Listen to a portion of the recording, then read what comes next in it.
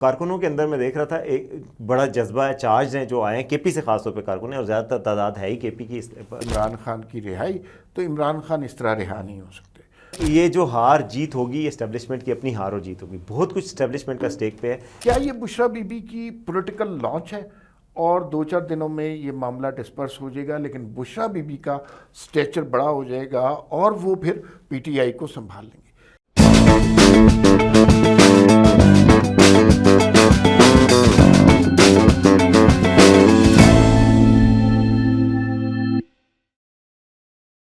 ناظرین السلام علیکم.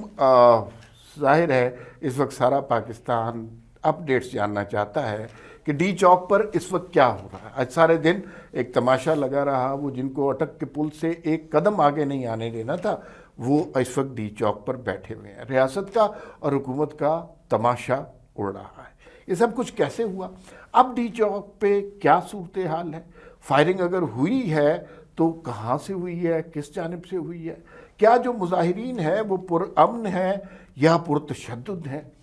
آنے والے دنوں میں کیا ہونے والا ہے؟ اس دھرنے فائنل کال کا آبجیکٹو کیا ہے، یہ ابھی تک سمجھ نہیں آ رہا. وسیم بھائی صاحب ہمارے ساتھ موجود ہیں، یہ ابھی وہاں ڈی چوک سے آئے ہیں، تو پہلے تو ان سے لیٹسٹ اپڈیٹ جانتے ہیں. وہاں کیا ماحول ہے بھائی؟ جی ماحول تو میں آپ کو بتاؤں کہ ورکرز تو بڑے پرجوش ہیں. ورکرز بلکہ وہ اپنے لیڈرز کو کہہ رہے ہیں کہ جی آپ چلیں اور آگے بھی چلیں، ڈی چوک کی طرف چلیں. ڈی چوک جو ایگزیکٹ جگہ ہے جس وقت میں پہنچا اس کو تو خالی کرا لیا گیا. اس سے تھوڑا سا وہاں بہت شدید شیلنگ ہو رہی تھی، لوگ کہہ رہے تھے آنسو گیس کے شیل، ربڑ بلٹس آ رہی ہیں، اور وہ لوگ پیچھے کی طرف آ رہے تھے. لیکن ظاہر ہے وہ بریچ تو انہوں نے کر لیا تھا. ڈی چوک پہ پہنچے. آج صبح ہم نے سب نے دیکھا کہ وہ ساری ریڈ لائن جو اٹک کی ریڈ لائن تھی وہ بھی کراس ہو گئی، سنجانی بھی کراس ہوا، G10 بھی کراس ہوا، پھر اس کے بعد 0 پوائنٹ بھی کراس ہوا اور ادھر تک پہنچے. تو سارے انتظامات جو ہے وہ اسلام آباد کے شہریوں کے لیے لگے رہے کہ وہ سارے رک کے آتے، ان کی ٹریفک، ان کی آمد و رفت متاثر ہو. باقی ان لوگوں کے لیے کچھ مسئلہ نہیں ہوا اور آگے اور وہاں پہ موجود ہو گئے. اب جو ہے وہ کارکنوں کے اندر میں دیکھ رہا تھا ایک بڑا جذبہ ہے، چارج ہیں جو آئے ہیں کے پی سے، خاص طور پہ کارکن ہیں، اور زیادہ تر تعداد ہے ہی کے پی کی. پنجاب سے تو کارکن زیادہ نہیں آ سکے، اور آج شام کو امید ہے کہ اسلام آباد سے کچھ لوگ آئیں گے. تو لیکن ان کو یہ شک سا ہے کہ شاید یہ لوگ واپس چلے جائیں گے. میری جتنوں کارکنوں سے بات ہے انہوں نے کہا کہ ہمیں اپنی لیڈرشپ سے وعدہ چاہیے کہ عمران خان کی رہائی کے بغیر یہاں سے نہیں جانا. تو ان کو شاید علیم گنا پور کے جو پرانا وہ یہاں سے چلے گئے تھے اس وجہ سے ان کو یہ یقین نہیں ہے کہ کیا انہیں بشریٰ بی بی کے حوالے سے بھی یہی تشویش ہے؟ بشریٰ بی بی کے حوالے سے زیادہ تر لوگوں نے تشویش کا اظہار نہیں کیا. ویسے یہ ان کی بڑی اچھی لانچ ہو گئی ہے. دیکھیں ہمارے ساتھ بشریٰ بی بی نے جس طریقے سے آئی ہیں اور پہنچایا ہے یہاں تک لوگوں کو، تو اس کے بعد سے ان کی ایک سیاسی طور پہ بڑی اچھی لانچ ہو گئی ہے. اچھا دیکھیں وسیم، ایک ہم نے شروع میں انٹرو میں کہا تھا کہ اس کے آبجیکٹو تلاش کرنے کی کوشش کرتے ہیں. کچھ میں سوچتا ہوں، کچھ آپ سوچیں کیا آبجیکٹو ہو سکتے ہیں. پہلا آبجیکٹو تو جیسے ان کے زبان پر ہے کہ عمران خان کی رہائی، تو عمران خان اس طرح رہا نہیں ہو سکتے. مطلب اگر اس ملک کا قانون، آئین، عدالتیں، اسمبلی، آرمی، اسٹیبلشمنٹ، پولیس، حکومت سب کچھ ختم ہو جائے تب شاید ہو جائیں، اور جس کے کوئی امکان نہیں ہے تو عمران خان تو اس طرح رہا نہیں ہوں گے. تو پھر آبجیکٹو کیا ہے؟ اب اس پہ سوچ لیتے. کیا یہ بشریٰ بی بی کی پولیٹیکل لانچ ہے اور 2-4 دنوں میں یہ معاملہ ڈسپرس ہو جائے گا، لیکن بشریٰ بی بی کا سٹیچر بڑا ہو جائے گا اور وہ پھر پی ٹی آئی کو سنبھال لیں گے؟ کیا یہ کوئی بیرونی سازش ہے؟ اس کو بھی ذہن میں رکھنا چاہیے، اس لیے کہ جب سے یہ حکومت آئی ہے کچھ مسائل ایسے سر اٹھانے لگ گئے ہیں جن کا انٹرنیشنل طاقتوں سے تعلق ہے، جن کا افغانستان سے تعلق ہے. بلوچستان میں کیا ہو رہا ہے، کے پی کے میں کس حوالے سے جرگے ہو رہے ہیں، دہشت گردی بڑھ گئی ہے. تو کیا یہ کوئی انٹرنیشنل گیم ہے؟ کیا ہو رہا ہے؟ اور ایک تھیوری یہ بھی ہے یہ اسٹیبلشمنٹ خود کروا رہی ہے. یہ بھی میں آپ کو بتاؤں، ایک تھیوری یہ بھی ہے کہ بھئی ہم نا یہ 9 مئی پارٹ 2 ٹائپ کی کوئی چیز ہے. اور ایک آخری تھیوری ہے، اس میں پلیز ایڈ کیجئے، کہ اسٹیبلشمنٹ بے بس ہو گئی ہے اور عوام کا لاکھوں کی تعداد میں نکل آئے ہیں اور اب عوام فیصلہ کریں گے سڑکوں پہ.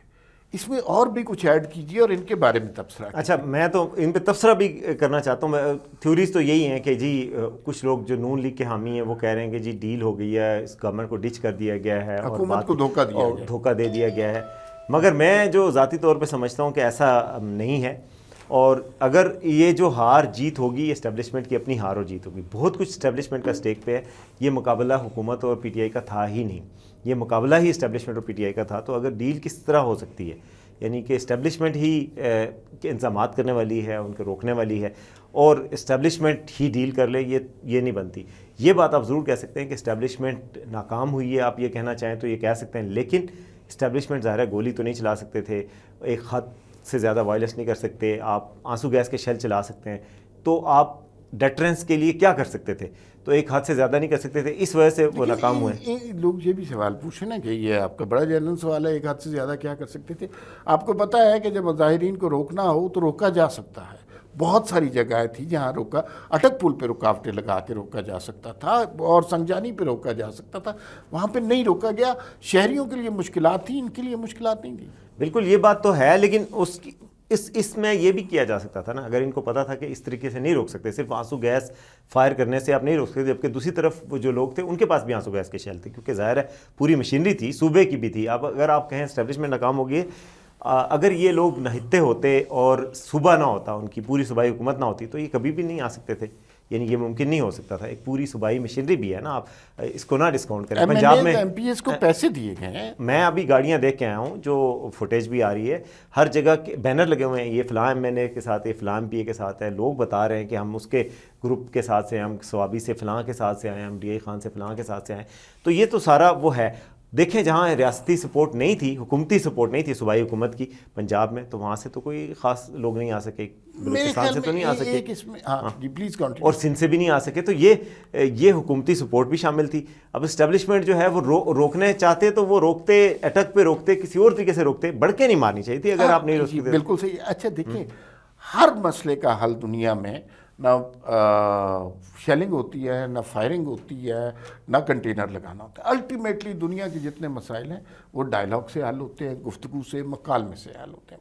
کسی نہ کسی سٹیج پر ان مظاہرین سے گفتگو کرنی تھی, کسی نہ کسی سٹیج پر معاملات کو طوالت دینی تھی, ڈیلے کرنا تھا, ٹائم گین کرنا تھا. لیکن محسن نقوی جس طرح گفتگو کر رہے ہیں وہ تو اس طرح ہے کہ جیسے انہیں غصہ دلا رہے ہیں, اشتعال دلا رہے ہیں, اور ان کی زبان, ان کا لہجہ, ان کا مینرزم, باڈی لینگویج قطن اس طرح کی نہیں ہے کہ جہاں پر آدمی نیگوشیٹ کرنے کے لیے تیار ہوتا ہے, بات چیت کرنے پہ ہوتا ہے. انہیں ڈسپرس کرنا مسئلہ ہے نا, تو گولیوں سے ڈسپرس کریں گے تو اپنا نقصان کریں گے.